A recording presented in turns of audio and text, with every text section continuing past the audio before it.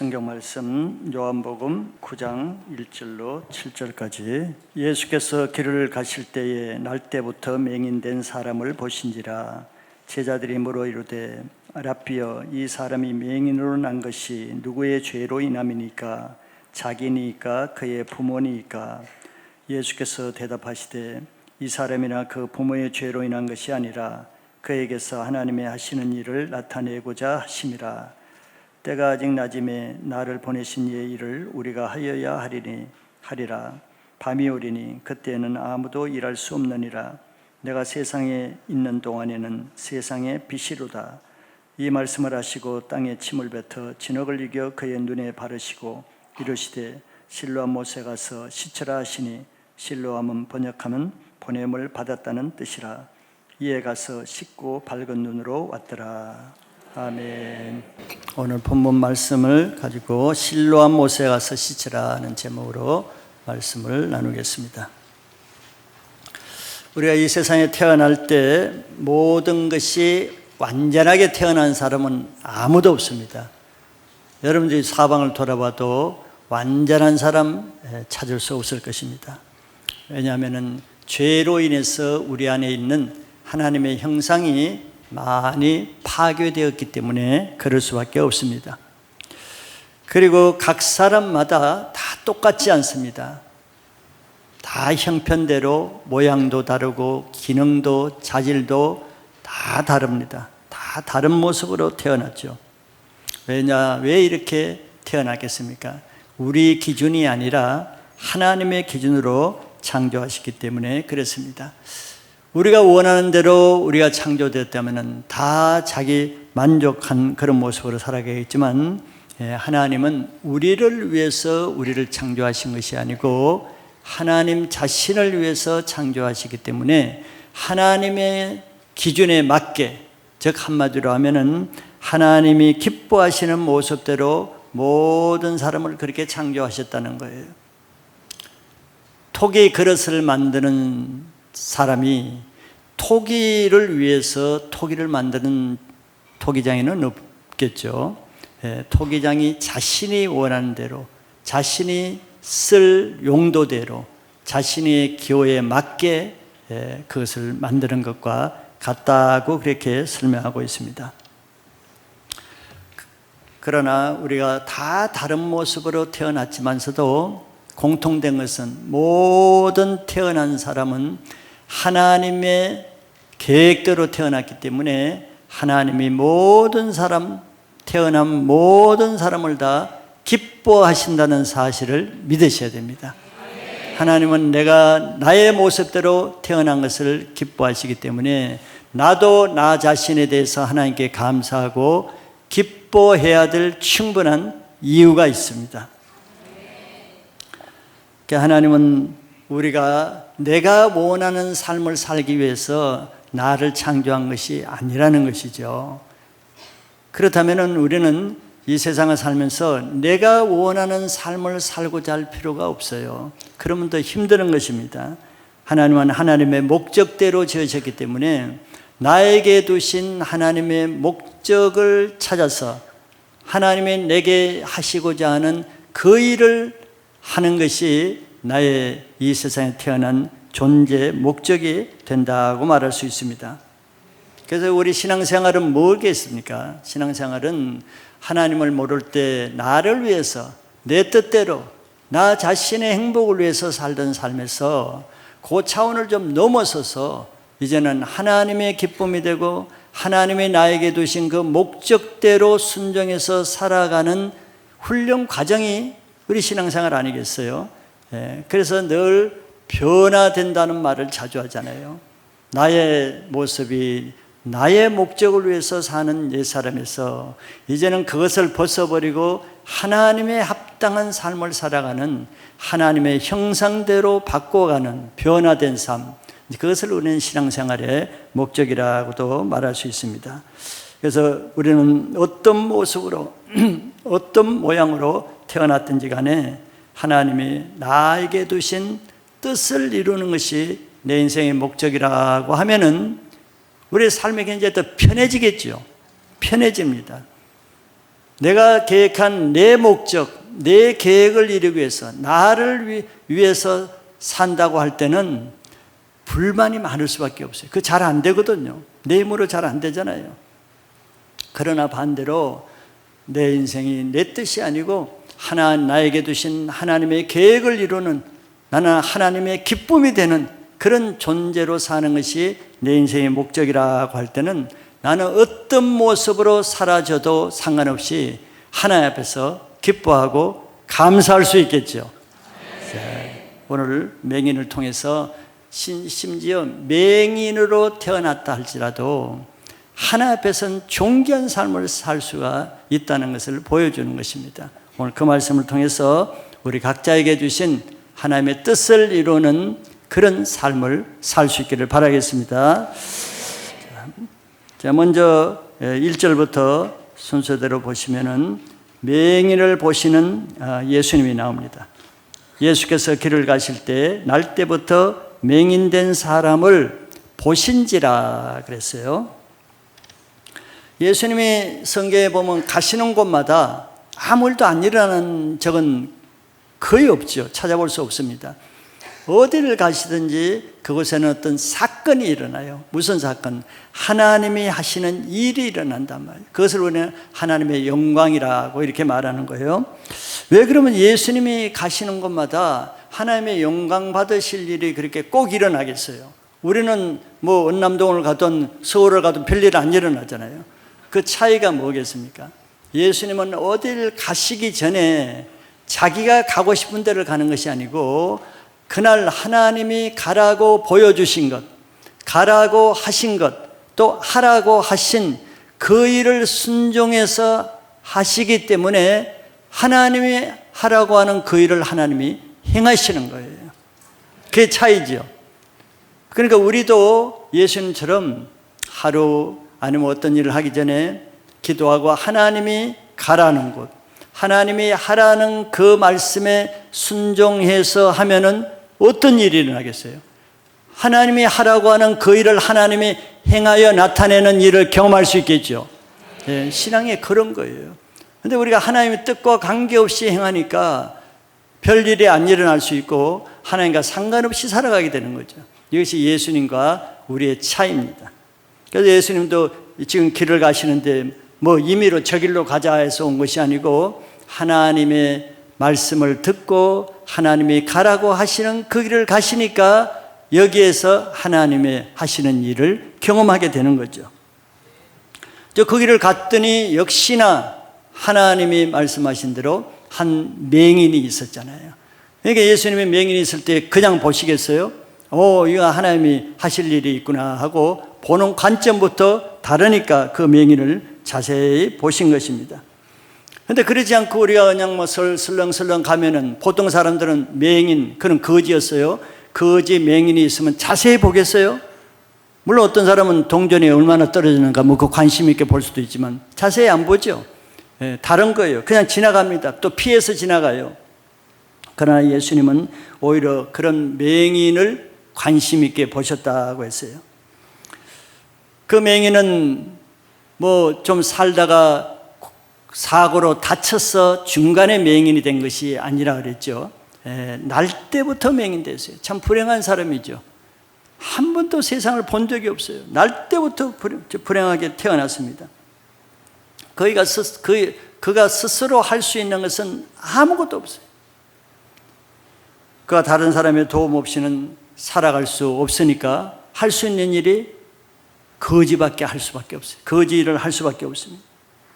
뭐 음식을 해 먹으려 해도 보여야 하죠. 음식 하나 자기 스스로 찾아 먹을 수도 없어요. 샤워를 하고 옷을 입는 것조차도 스스로 할 수가 없어요. 무슨 일을 해도 남의 도움을 받아야 돼요. 외출을 할 때도 자기 마음대로 가고 싶은데 갈 수가 없어요. 모든 것을 다른 사람의 도움을 필요로 했습니다. 자, 자기가 하고 싶지만서도 할 능력이 없어요. 여러분들 하고 싶은 거 많죠? 나도 이렇게 좀 하고 싶고 저렇게 하고 싶은데 할 능력이 없어요. 다른 사람의 도움이 없이는 아무것도 못해. 그런 날 때부터 자기 부모와 같이 살지만 자기 부모가 어떻게 생겼는지 본 적이 없어요. 심지어는 자기 얼굴도 어떻게 생긴지 몰라. 동물이 어떻게 생겼는지, 하늘이 어떻게 생겼는지, 세상이 어떻게 생겼는지, 나무는 어떤 모양인지 한 번도 본 적이 없어. 그가 보이는 것은 뭡니까? 매일 그가 보이는 것은 캄캄한 어두움밖에 없어. 눈을 떠나 감으나 어두움밖에 없죠. 그걸 하루 이틀이 아니고 365일 1년 내내 그는 어두움만 보고 사는 거예요. 캄캄한 어두움만 보고 사는 거예요. 그러니까 아무것도 안 보이는 거죠. 모든 것이 그에게는 검고, 그에게는 모든 것이 어둡고 캄캄한 것뿐이에요. 왜? 그의 눈에는 빛이 없었기 때문에. 한 가지 이유에 빛이 들어오지 않았기 때문에. 그래서 그는 날 때부터 이런 고통을 안고 살았습니다. 자기 자신은 참 딴 사람은 멀쩡한데 왜 자기 자신만 이렇게 태어났는지 수많은 부정적인 생각으로 고민했겠죠. 자기를 낳아준 부모를 원망도 해보고, 자기를 이렇게 태어나게 하신 하나님에 대한 상처와 쓴뿌리로 하나님께 분노를 표출할 수도 있습니다. 왜 나를 이렇게 지었냐? 나를 왜 이렇게 태어나게 하느냐? 하늘을 향해서 분노할 수도 있어요. 왜? 자기가 잘못한 게 없잖아요. 태어날 때부터 그랬으니까. 너무나 억울한 피의식을 가졌을 거예요.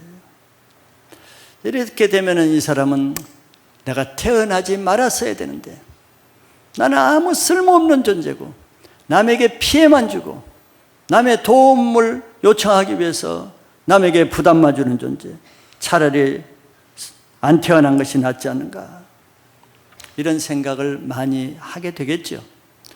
그러나 하나님 편에서는 이 세상에 쓸모없이 태어난 사람은 아무도 없습니다. 하나 앞에서는 다 하나님의 영광을 위해서 다 쓸모가 있기 때문에 태어난 것이죠. 우리는 자기 자신이 너무 초라하고 형편없으면 자기 존재에 대해서 쓸모없는 존재라고 생각할 수도 있어요. 그러나 하나님 편에서 보면은 다 존귀한 자이기 때문에 태어났기 때문에 하나님이 반드시 쓸모 있는 삶을 살게 하신다는 것을 믿으셔야 됩니다.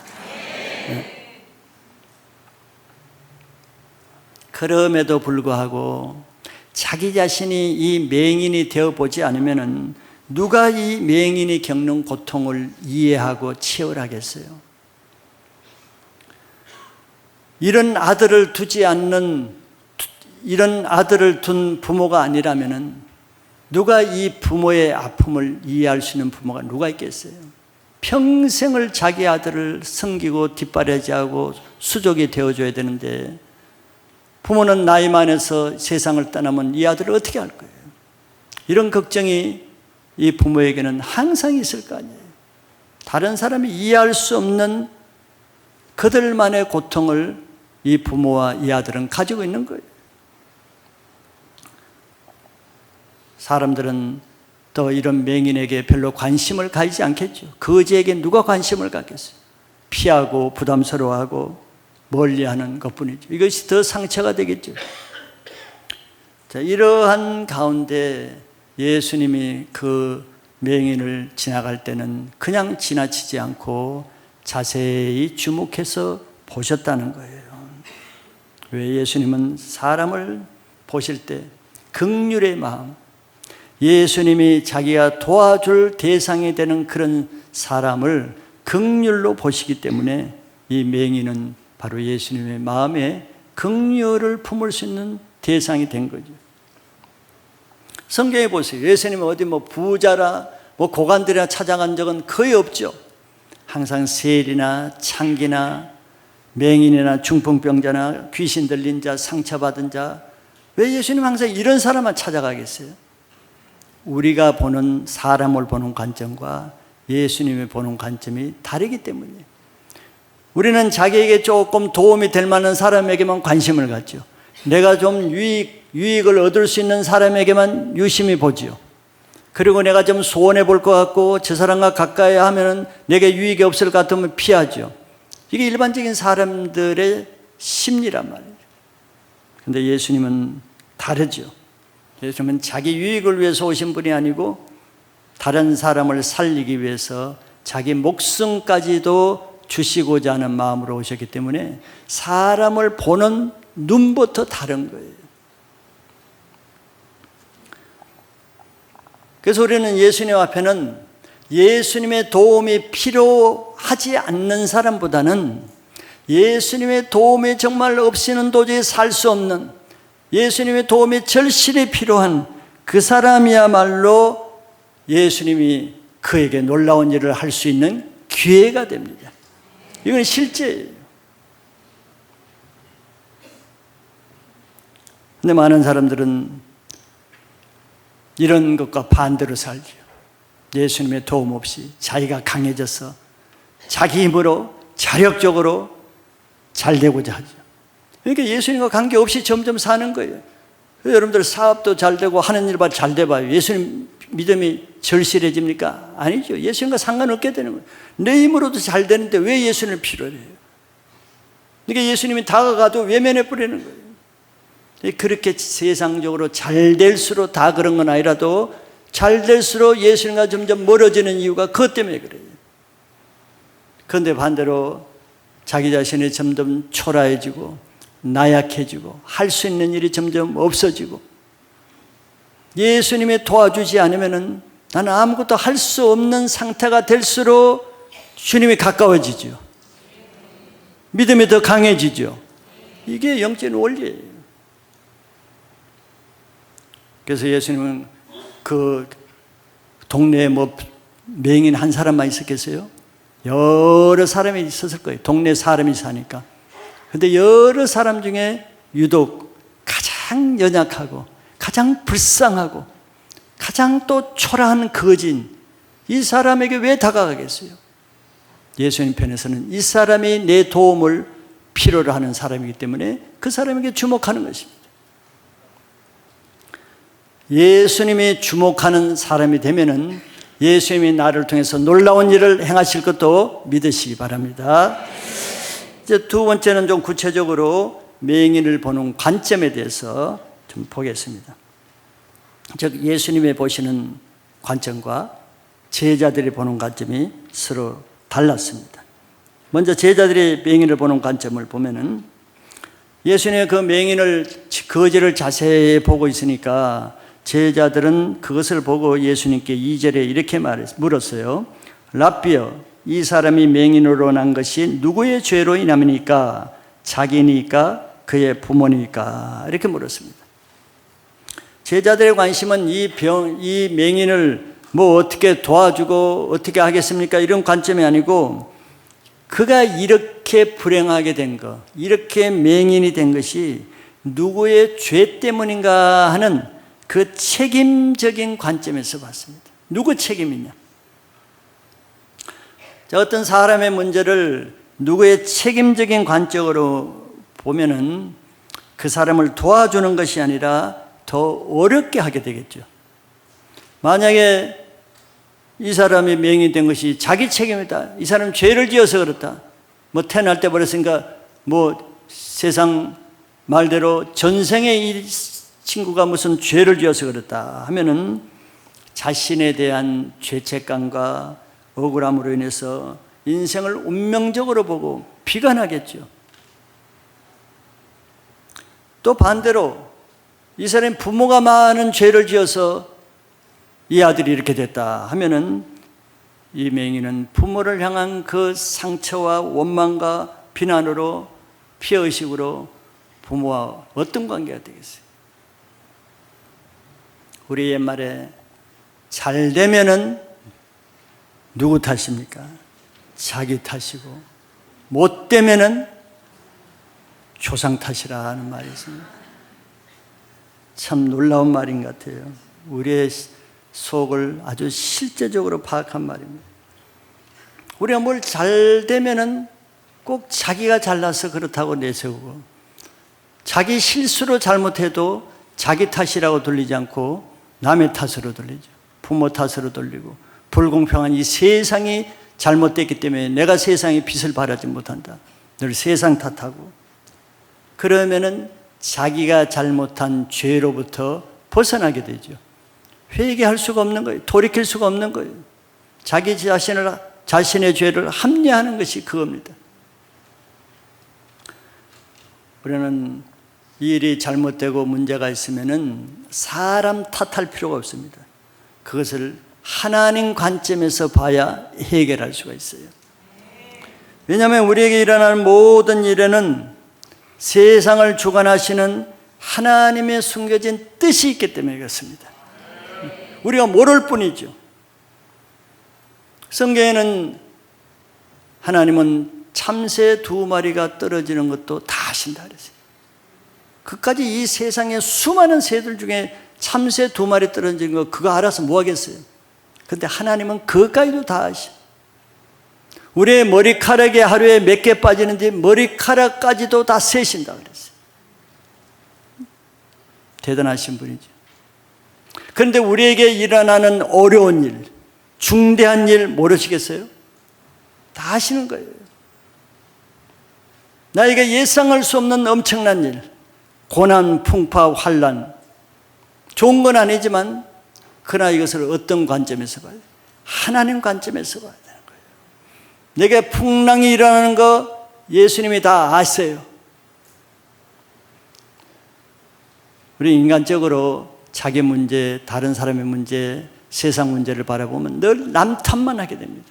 이게 누구 때문에 그러냐? 그래서는 해결이 되지 않아요. 제자들은 바로 사랑 관점에서 이 맹인의 문제를 보았죠. 그런데 두 번째로 예수님의 관점은 달랐습니다. 이런 질문을 받고 예수님은 그가 맹인으로 태어난 것은 그의 죄도 아니고 그 부모의 죄도 아니라고 했어요. 3절에 보시면은 그에게서 하나님이 하시는 일을 나타내시고자 하심이라. 하나님 관점에서 봤어요. 그가 맹인으로 태어난 거 하나님이 다 아시잖아요. 하나님 관점으로 봐야 해결점이 있습니다.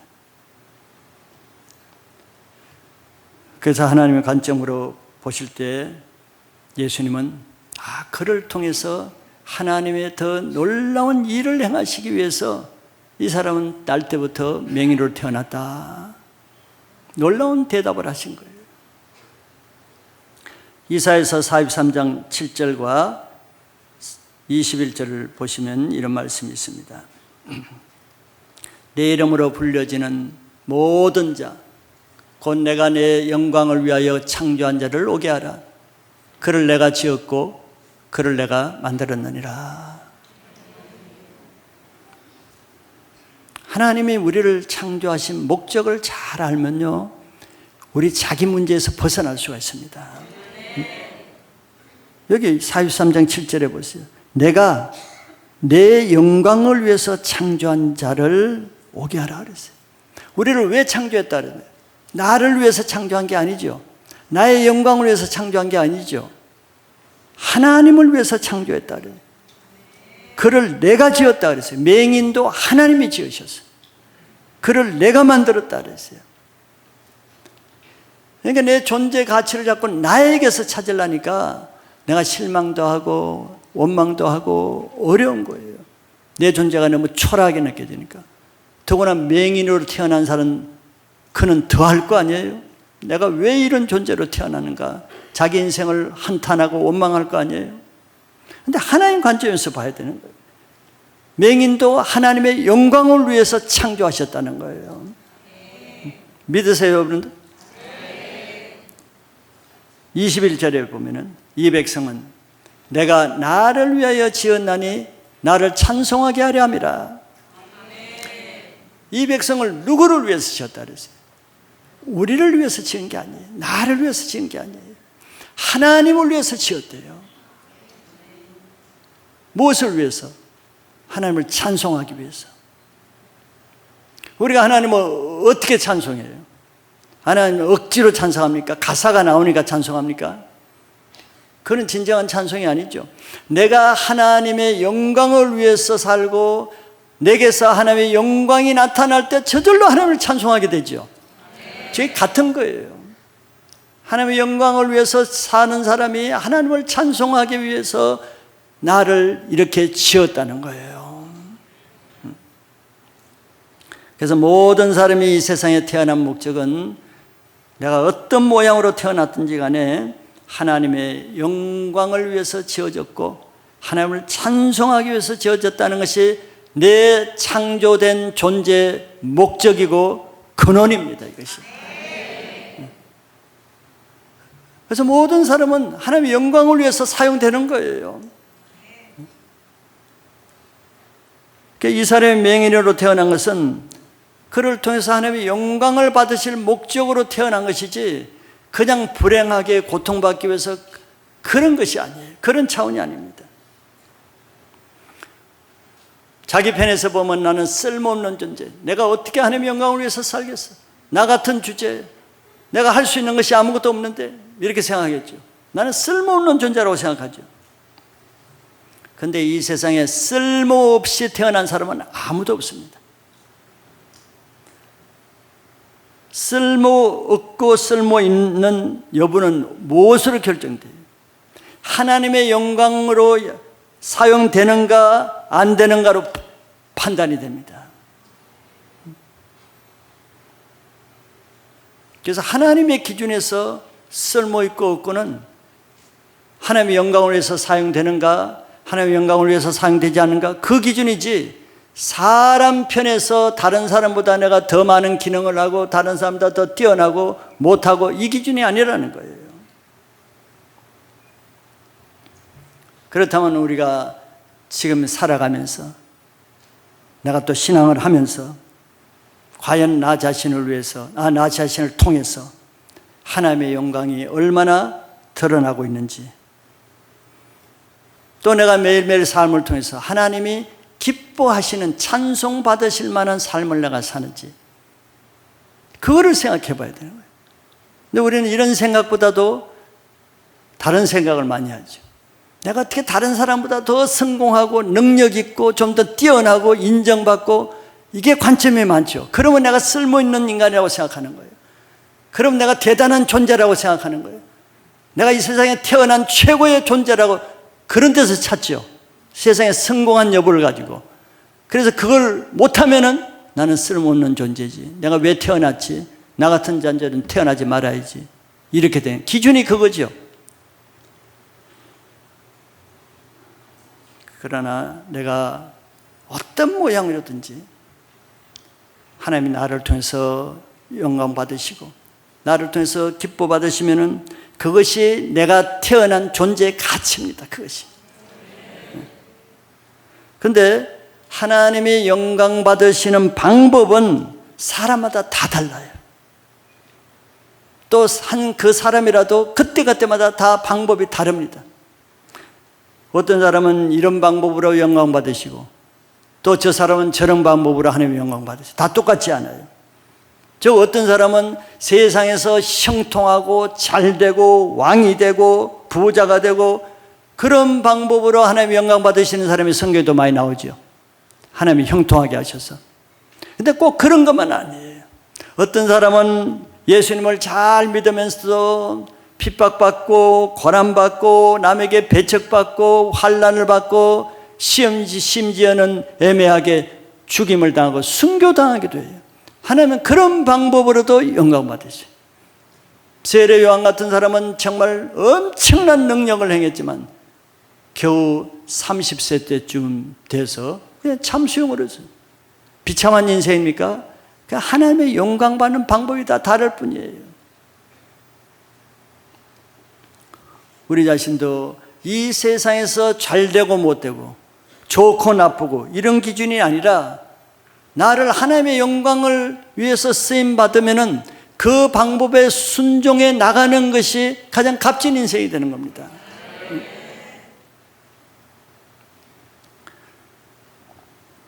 하나님 영광 되는 것은 내가 얼마나 잘하고 뛰어나고 큰 일을 하고 뭐 큰 일을 이루고 이거 상관없어요.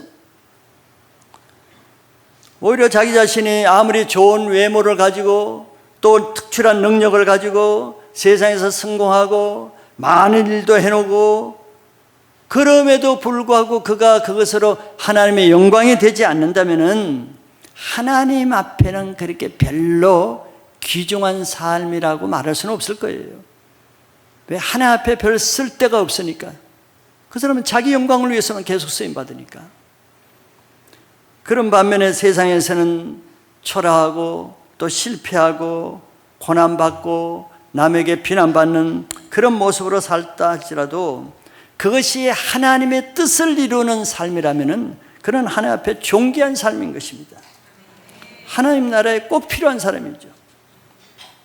고린도전서 1장 26절부터 29절까지를 한번 쭉 읽어보겠습니다. 형제들아 너희를 부르심을 보라.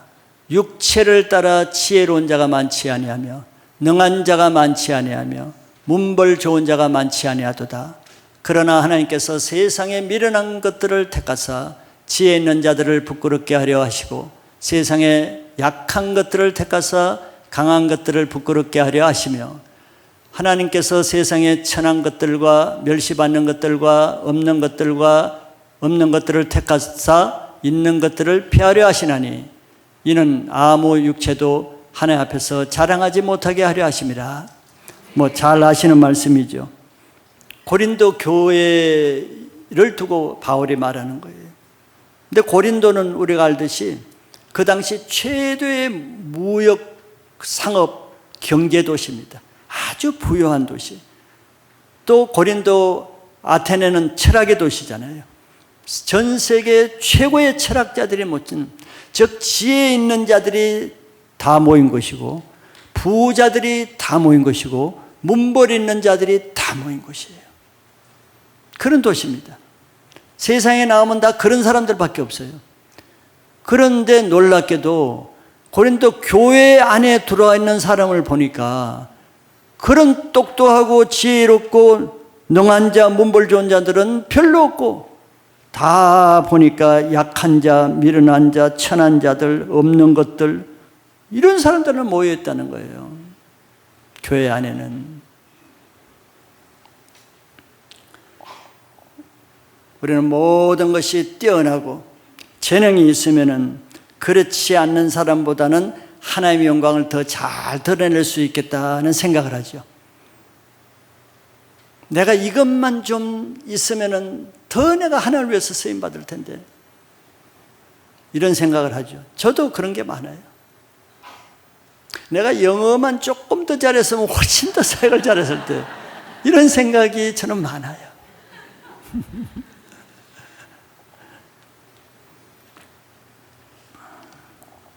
물론 능력 있고 지혜 있고 문벌이 있으면은 다른 사람보다는 더 많은 일, 영향력 있는 삶을 살 수 있는 것은 사실이에요.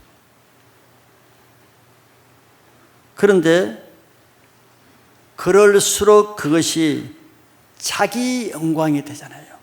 내가 지혜가 있으니까 너희들 못하는 이걸 하지 이런 생각이 들잖아요. 나는 이런 것도 할 수 있으니까 너희들보다 내가 이걸 잘하지 이런 생각이 있을 거 아니에요. 너희들은 이것을 못하지만 나는 하잖아. 그 결국 뭐예요? 자기가 낫다는 거 아니에요. 자기가 드러나는 거 아니에요. 자기가 높아지고 자기 영광이 드러나잖아요. 그게 역설적이란 말이에요. 내가 능력 있고 지혜 있는 게 나쁜 건 아니라도 우리의 태어난 존재의 가치가 내가 나를 위해서 드러나기 위해서 태어났다면 그 사람이 좋은 거예요. 그런데 하나님의 영광을 위해서 하나님의 찬송받을 자로 내가 지었기 때문에 그런 사람일수록 더 불리하겠죠. 불리합니다. 그 사람들은 자랑할 것이 많기 때문에 29절에 그 목적을 이렇게 말해요. 이는 아무 육체도 하나님 앞에서 자랑하지 못하게 하려 함이라 그랬다. 왜 저렇게 하느냐? 자랑하지 못하기 위해서. 자기 자랑은 자기 영광이기 때문에. 그런데 가진 자, 있는 자, 지혜 있는 자는 자기를 자랑하기가 너무 쉽단 말이에요. 안 자랑하기가 어려운 거예요. 그래서 하나님은 자랑할 것이 없는 약한 자를 통해서 강한 자를 부끄럽게 하고 없는 자를 통해서 있는 자를 부끄럽게 하고 미련한 자를 통해서 지혜 있는 자를 부끄럽게 하고 천하고 멸시받은 자를 통해서 그렇지 않는 자를 부끄럽게 하시는 것이 하나님의 뜻이. 왜? 하나님은 자기 영광을 사람에게 빼앗기는 것을 싫어하시거든요. 그러니까 하나님은 공평하신 분이죠. 공평하신 거예요. 우리가 뭐도 없고 내가 영어를 잘했으면 교만해가지고 아마 이 교회 안 있을 거예요. 하나님이 아셔. 아신다고.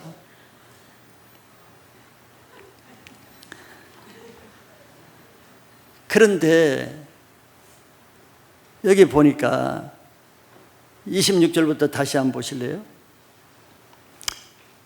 너희를 부르심을 보라. 육체를 따라 지혜로운 자가 없다 그러진 않았죠. 없다고 하지 않고 많지 않다고 했어요. 또 능한 자가 없다고 하지 않았어요. 많지 않다고 그랬지. 문벌 좋은 자가 없다고 하지 않고 많지 않다 그랬어요. 이걸 무슨 뜻이겠어요? 우리는 하나님의 영광을 즉 우리가 지혜롭다고 해서 하나님의 영광을 못 드는 게 아니잖아요. 우리가 문벌 있고 능력 있다고 하나님의 영광을 못 드는 게 아니잖아요. 그런데 많지 않다는 건 무슨 얘기겠어요? 많은 지혜 있는 자, 능한 자, 문벌 있는 자는 그 자기 능력으로 자기 영광 드러내기 위해서는 교회에서는 인정을 못 받잖아요. 왜? 교회는 그런 기준으로 뭐 직분을 주고 세워주게 하는 게 아니잖아요. 그러니까 그 사람들이 자기 영광을 얻기 위해서는 교회 밖을 나가야 돼. 그러니까 세상에는 문벌 좋은 자, 지혜 있는 자들이 수두룩해. 근데 교회 안에는 매우 적어. 어떤 사람이 저렇게 교회 안에 있겠어요? 지혜 있는 자는 정말 그 자기 지혜를 쓰고 싶어서 안달이 나는데 그런 자기의 지혜를 부인하고 자기 십자가를 지고 하나님의 말씀에 순종하는 그런 사람, 그런 지혜 있는 자만 교회에 남을 수 있겠죠. 왜? 그런 사람은 하나님의 영광을 드러낼 수 있으니까.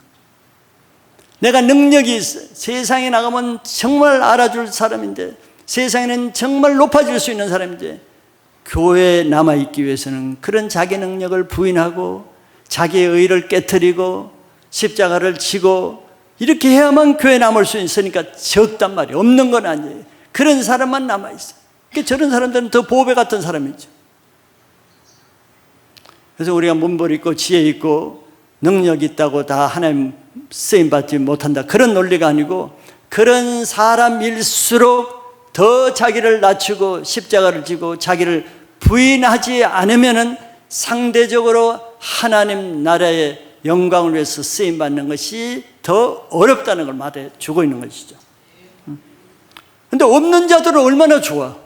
없는데 뭐 부인할 게 뭐 있어. 없는데 가진 거 어차피 가진 거 없는데, 능력 없는데 뭐 일부러 능력 없도록 뭐 할 필요도 없어요. 즉 상대적으로 없는 자, 미천한 자, 약한 자들은 자기 자랑할 것이 없으니까 자기에게 일어나는 모든 것은 다 하나님이 하셨다고 인정할 수밖에 없잖아요.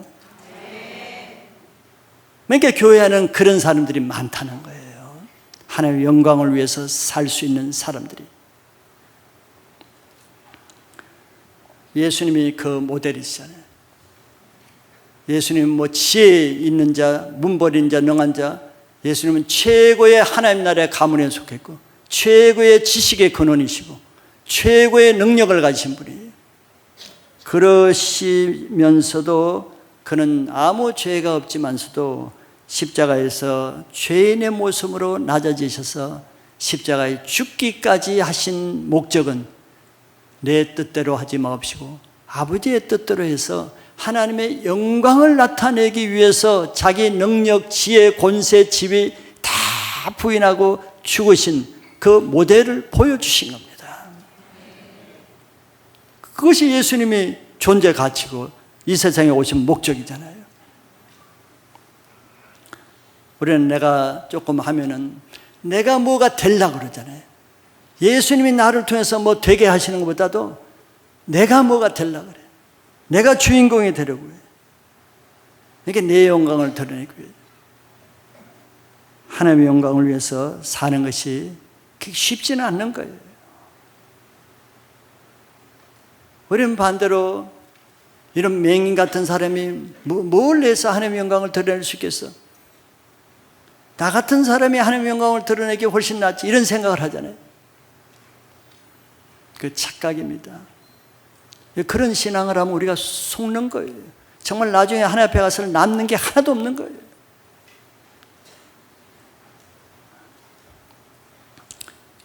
우리가 자랑할 것이 있으면은 다 하나님만 자랑하는 신앙을 하시길 바랍니다. 네, 세 번째 마지막으로는 맹인을 고치시는 예수님을 봅니다. 예수님의 사명은 자기 일을 행하는 것이 아니고 하나님의 말씀에 순종해서 하나님의 영광을 나타내는 것이 예수님의 사명입니다. 4절 5절을 읽어보시면은 때가 아직 낮음에 나를 보내신 이의 일을 우리가 하여야 하리라. 밤이 오리니 그때는 아무도 일할 수 없느니라. 예수님이 자기 사명을 말씀하신 거죠.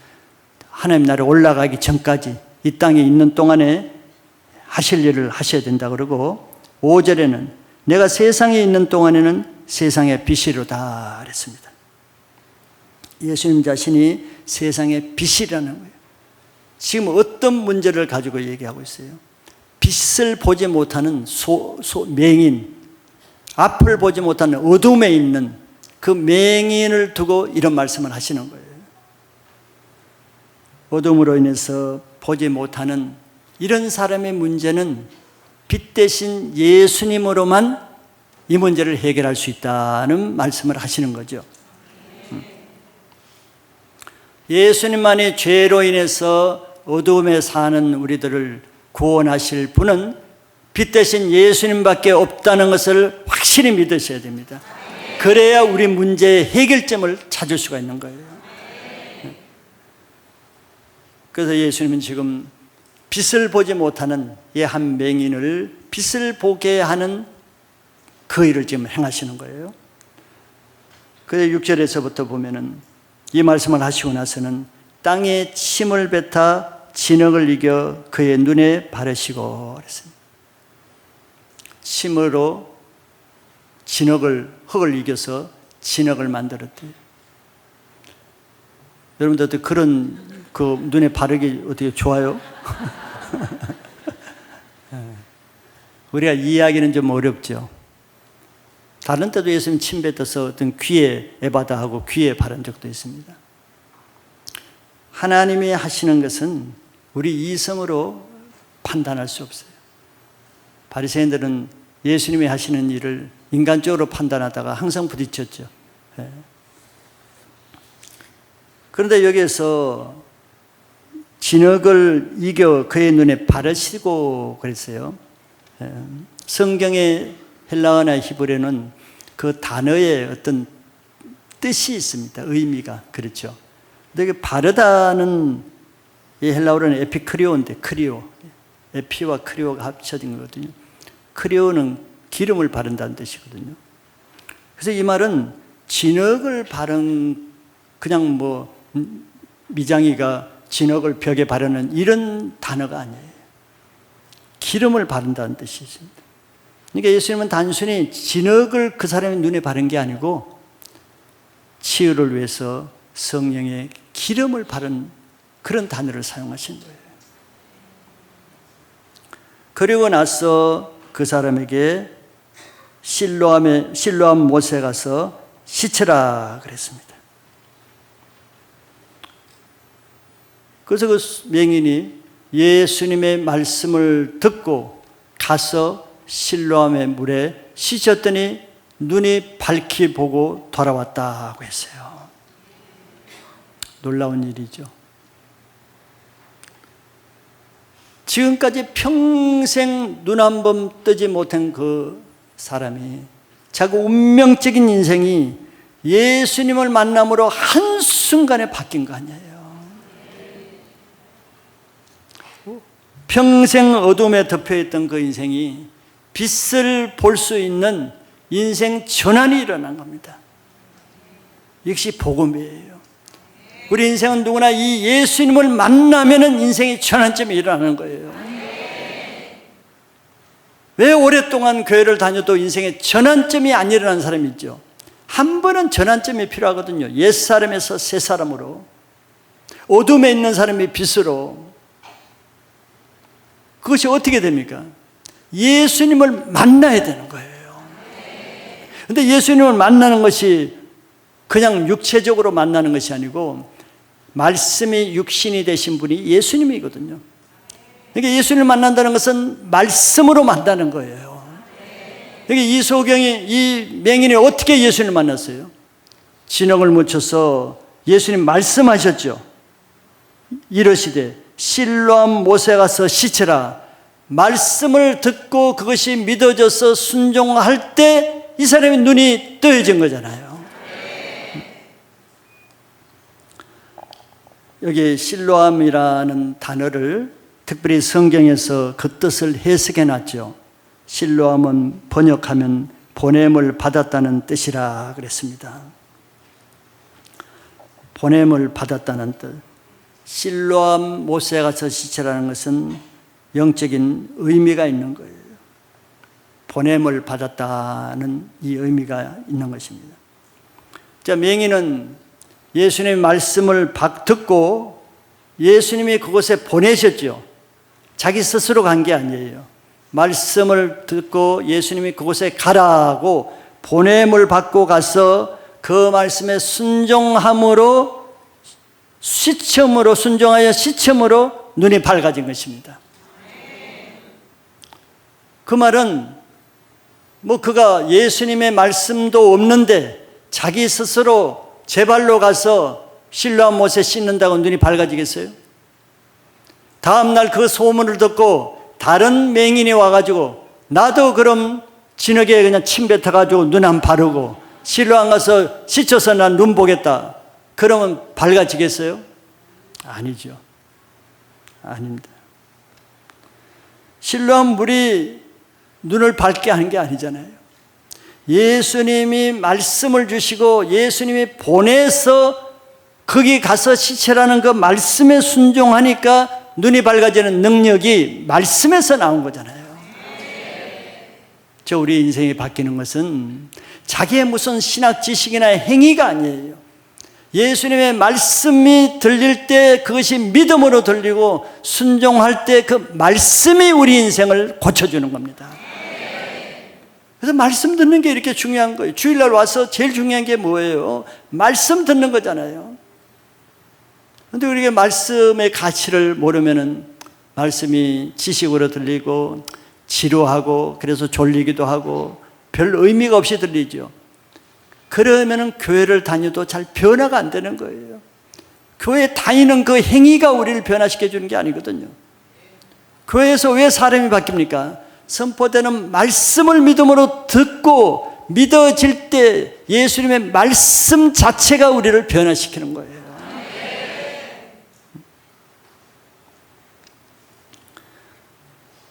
우리가 죄가 있으면은 어둠에 속한다 그러죠. 영적인 맹인이 되는 것입니다. 아무리 듣고 싶어도 말씀이 안 들리고 아무리 하나님의 역사를 보고 싶어도 안 보이고 들어도 깨닫지 못하고 보아도 보지 못하는 상태가 되는 거예요. 이걸 영적인 맹인이라고 그러죠. 그럼 세상 것은 다 봐요. 공부도 잘할 수 있고 사업도 잘할 수 있고 세상에 보고 듣는 것은 기가 막히죠.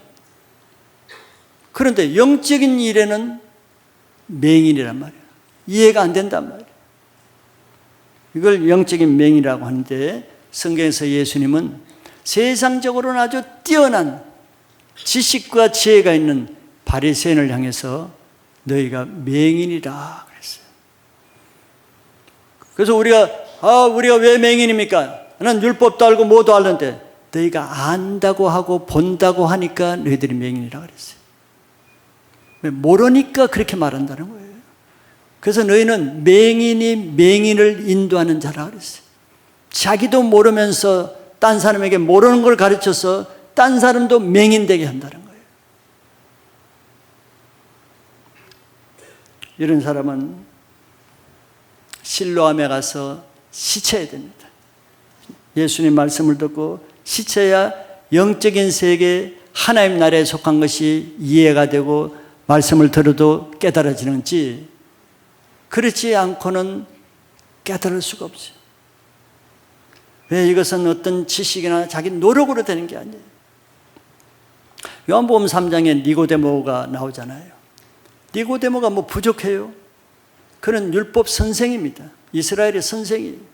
바리새인 중에 바리새인이에요. 또 이스라엘 전체 70명에 해당되는 최고 기관의 공회 회원입니다. 최고의 하이클래스의 지성인이에요. 그것도 다른 세상 학문의 지성인이 아니고 율법, 성경, 하나님의 종교적인 지식의 탑클래스에 해당되는 사람이에요. 뭐가 부족해? 그런데 그가 예수님이 다니시면서 설교하는 거, 말씀 전하는 거, 뭐 병 고치는 걸 다 봤죠.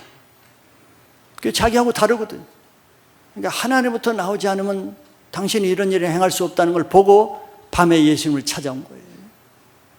자기와 다르니까. 그런 그가 예수님의 말씀을 깨닫지 못했죠. 율법은 다 아는데 예수님이 하시는 일을 깨닫지 못해. 네가 거듭나야 된다니까. 그러면 내가 모태에 다시 들어가야 합니까? 영적인 것을 깨달을 수가 없어요. 왜? 그는 아직 성령으로 거듭나지 않았기 때문에 영적으로는 맹인이에요. 그가 율법 지식을 많이 알아도 율법 지식이 그를 변화시키지 못했잖아요.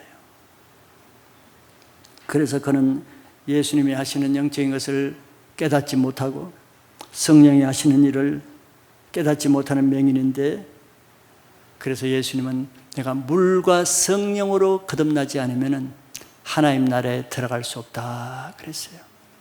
지식과 행위와 교리로 하나님 나라에 들어가는 것이 아니라는 거예요. 당신처럼 지금까지 그런 많은 지식과 종교적인 행위를 해도 그것 가지고 거듭나는 게 아니라는 거예요. 자, 이런 영적으로 맹인된 사람이 무엇으로 해결할 수 있겠어요? 예수님의 말씀을 듣고 실로암 못에 가서 씻어야 됩니다. 그 방법밖에 없어요. 영적인 눈이 열려야 그때 써야 영적인 세계에 대해서 보고 듣고 깨닫고 교회에서 하시는 일이 영적인 말씀이 들려지지. 지금 맹인인데 보지 못하는데 이게 코끼리입니다, 이게 사람입니다, 이게 나무입니다 아무리 말해도 이 맹인이 그거 이해하겠어요? 그냥 자기 나름대로 상상만 하죠. 이게 하늘입니다, 하늘이 이렇게 생겼어요, 하늘 색깔은 아주 파란색입니다. 지식으로는 다 알겠지. 하늘이 파란색이지. 사람은 두 발로 걸어가는구나. 근데 개는 네 발로 걸어가는구나. 지식은 다 있겠죠. 그런데 보지 못하는데 그 지식이 무슨 지식이에요? 상상의 지식이지. 그러나 눈이 떠여버리면은 말을 하지 않아도 개는 저러네, 사람은 저러네, 하늘이 저러네, 저도 알게 되잖아요. 실제적인 지식이 되는 거죠.